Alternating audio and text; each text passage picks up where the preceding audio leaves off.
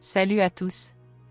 Lorsque l'on évoque la Seconde Guerre mondiale, les États-Unis apparaissent souvent comme les libérateurs de l'Europe et du Pacifique, héros d'un affrontement titanesque contre le nazisme et le militarisme japonais. Pourtant, derrière cette image se cachent des épisodes sombres, des massacres oubliés, des destructions massives et des stratégies impitoyables qui ont causé la mort de centaines de milliers de civils. Si la guerre aérienne a joué un rôle clé dans la victoire alliée, elle s'est aussi accompagnée d'une politique de destruction systématique des infrastructures et des populations civiles.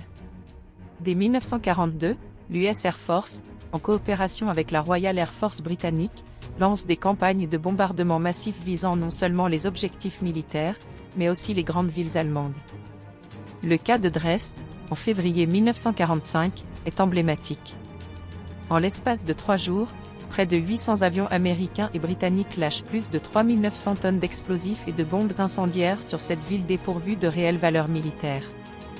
Le résultat est apocalyptique, une tempête de feu ravage la cité, tuant entre 25 000 et 35 000 civils. Témoins et survivants rapportent des scènes d'horreur où des gens se retrouvent littéralement aspirés par les flammes, tandis que d'autres périssent brûlés vifs dans des abris transformés en fours infernaux.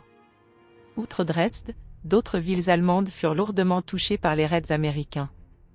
Hambourg, en 1943, subit l'opération Gomorrhe, où plus de 42 000 civils périssent sous un déluge de bombes incendiaires. Würzburg, Potsdam, Darmstadt et Kassel furent également rasés, leur population civile réduite en cendres. En France, plusieurs villes ont également payé un lourd tribut aux bombardements américains. Le Havre, en septembre 1944, est détruit à plus de 80%, causant la mort de plus de 5000 civils. Saint-Lô, Caen, Royan et Brest connaissent un sort similaire, leur centre-ville réduit en poussière sous les assauts alliés.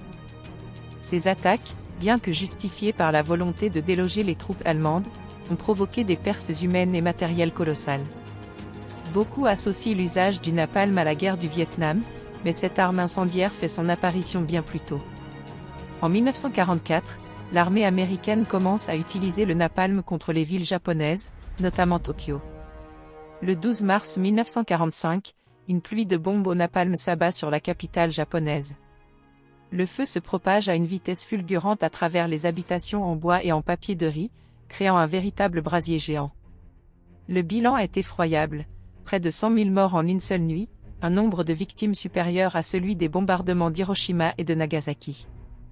Les témoins racontent des rues où des milliers de cadavres carbonisés s'entassent, des enfants fuyant en hurlant, les vêtements en flammes, et des familles entières asphyxiées dans leurs caves. Curtis LeMay, le général responsable de ces bombardements, déclarera cyniquement : « Si nous avions perdu la guerre, nous aurions été jugés comme criminels de guerre. » Les 6 et 9 août 1945, Hiroshima et Nagasaki sont frappés par la puissance nucléaire. Ces attaques marquent non seulement la fin de la guerre dans le Pacifique, mais aussi une tragédie humaine sans précédent. À Hiroshima, la bombe Little Boy tue environ 140 000 personnes, dont une majorité de civils.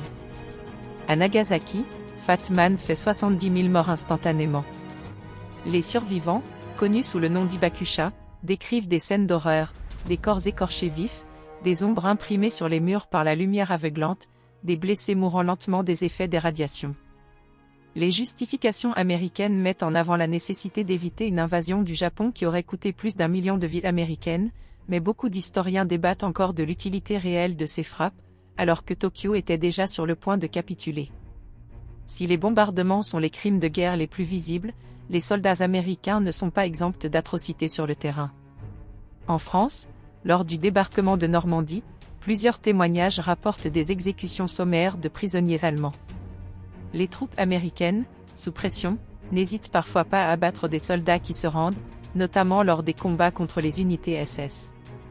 Dans le Pacifique, la guerre contre le Japon atteint des sommets de brutalité.